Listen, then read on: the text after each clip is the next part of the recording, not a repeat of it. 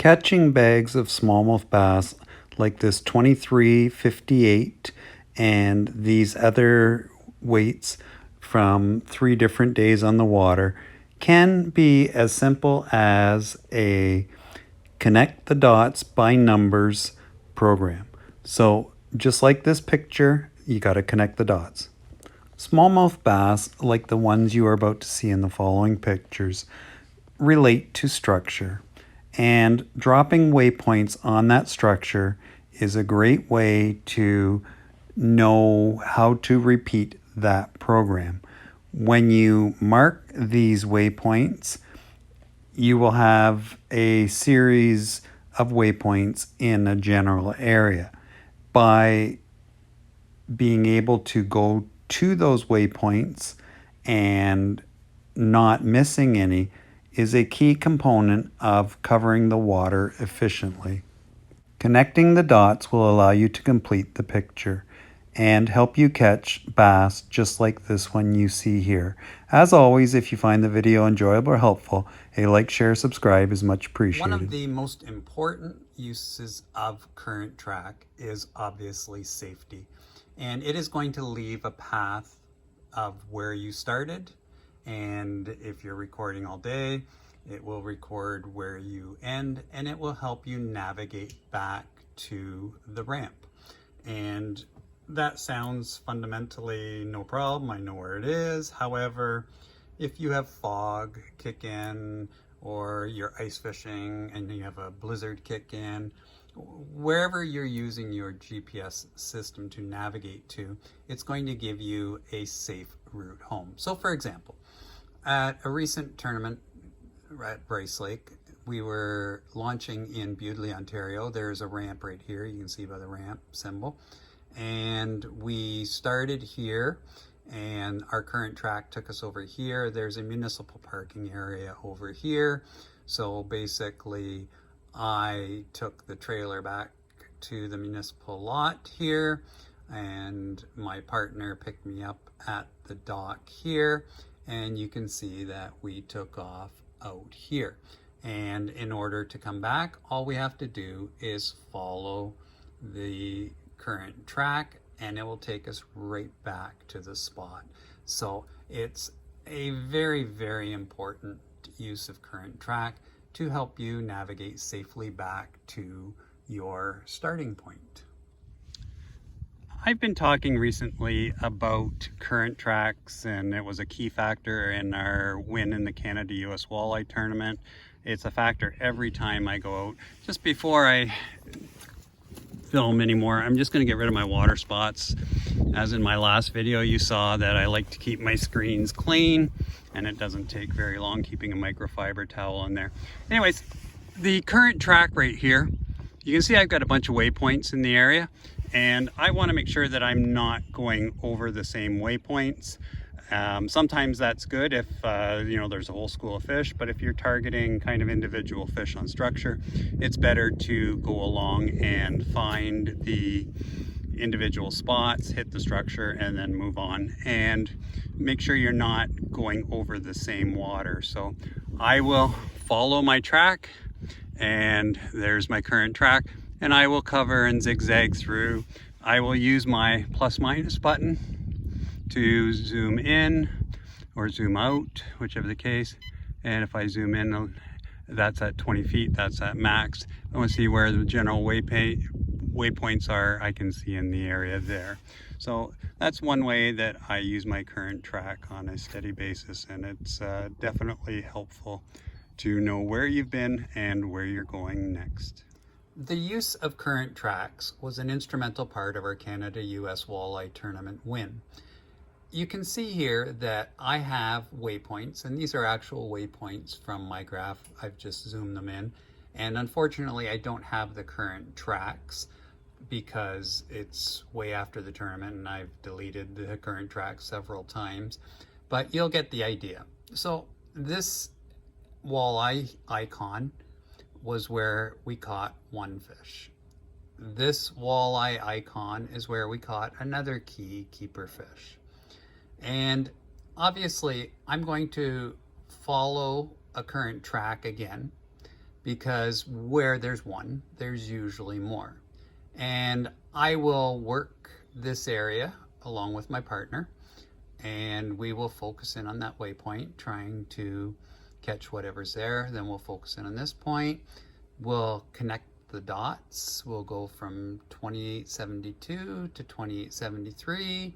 And if we hit some fish, we'll continue to work that strip. And once that strip dries up, generally you'll try and expand on it. Might go a little wider this way, might go a little wider this way, might go a little farther this way, might go a little farther this way.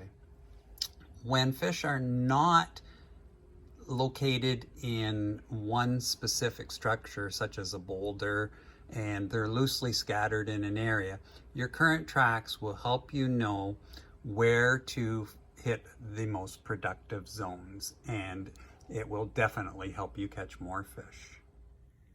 Without knowing the current track, I would possibly have missed this group of waypoints right here, but I know that I need to cover that, and that's because I can see the current track and where I've been, and helps me know where I'm going to. Just starting in a new area, can you see a connect the dots game about to happen? As you can see, I am just weaving in and out of the waypoints, working the different pieces of structure, and that has contributed to our 20+ pound bag. Awesome morning so far. Here's a nice 4:45. We just had almost 5, so we're on a little school, and let her go.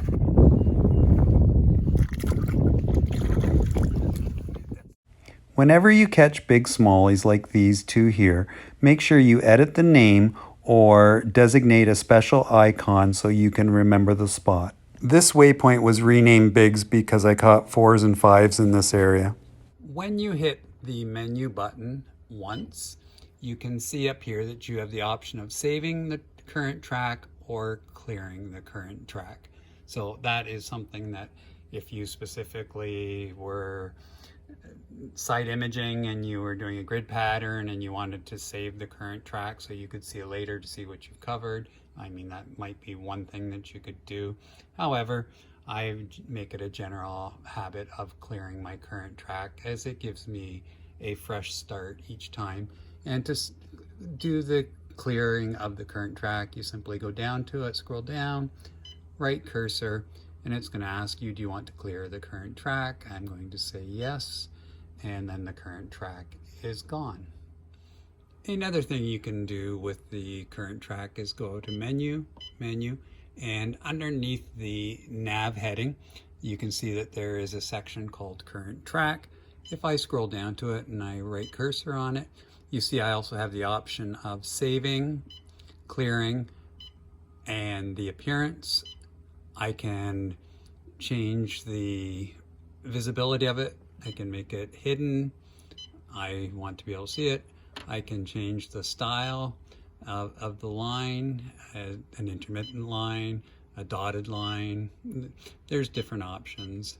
And you can also control the thickness. That's thinner, that's thicker. For example, if you had a red highlighted shallow area on your Lake Master chip, you might not be able to see your current track because the default color is red. So I could change it to a blue. That would show up well against the red. So you might have a favorite color that you want to use, and that's how you would change it.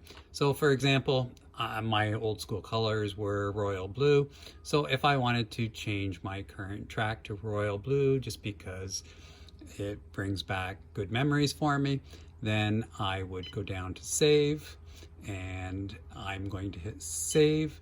And the next time I go to use this, my current track will be royal blue instead of red. And just a few other options that you could do with this.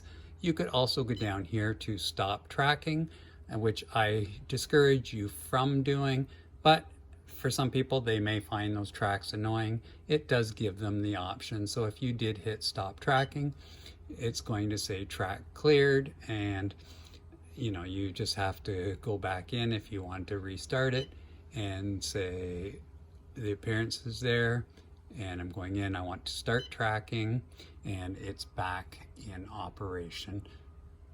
Current track can also be very useful when you are doing some scanning with side imaging, and if you just kind of follow a grid pattern, you can see where you've been, and helps again to avoid duplicating areas.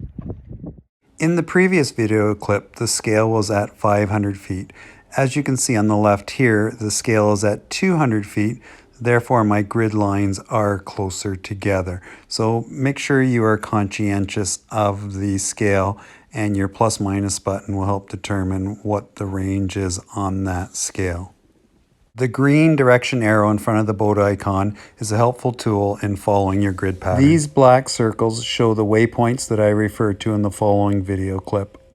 When fish are located on specific spots between waypoints, it is best to reproduce that drift over and over again. However, when fish are loosely schooled in an area, between the waypoints may be a great starting point, but by expanding on the waypoints, as you can see on the current tracks in this video, you can capitalize on the area.